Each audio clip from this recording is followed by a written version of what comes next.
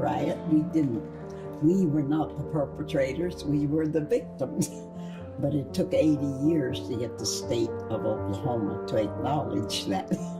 The Tulsa Race Massacre is believed to be one of the worst incidents of racial violence in American history. From May 31st to June 1st in 1921, as many as 300 people were killed, hundreds were injured, and thousands of buildings were destroyed.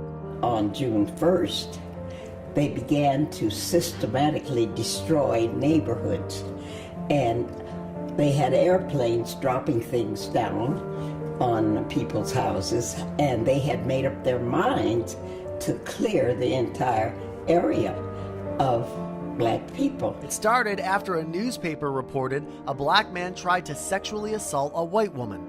Though it's still uncertain what exactly happened, many did not believe that story. The Oklahoma Historical Society said the most common explanation is Dick Rowland stepped on Sarah Page's foot when he entered the elevator, causing her to scream. A group of armed black men went to the courthouse to offer help protecting Rowland once they heard talks of lynching. A crowd of white men was also on the scene. A shot was fired and the riots began. My parents were very distressed because here they are with 5 kids, and the schools had been. I went to Dunbar School, and that was reduced to just rubble. I mean, they blew it up. Crowds of white rioters went to the Greenwood district, known as Black Wall Street. It was home to an affluent African-American community with banks, hotels, theaters, and new homes. They took my 8-year-old brother too, where they were holding all the black men.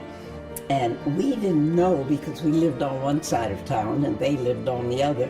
We thought they were locking up the non-blacks too. But it so happened that it didn't occur that way. What they did was to disarm and lock up all black men. And then they said to the mob, there's nothing out there now but women and children, so you can do whatever you want to do. And that was when the real terrible things started to happen. It ended when the city was placed under martial law and National Guard troops were deployed. But Black Wall Street was devastated. Survivors never received compensation for what they lost.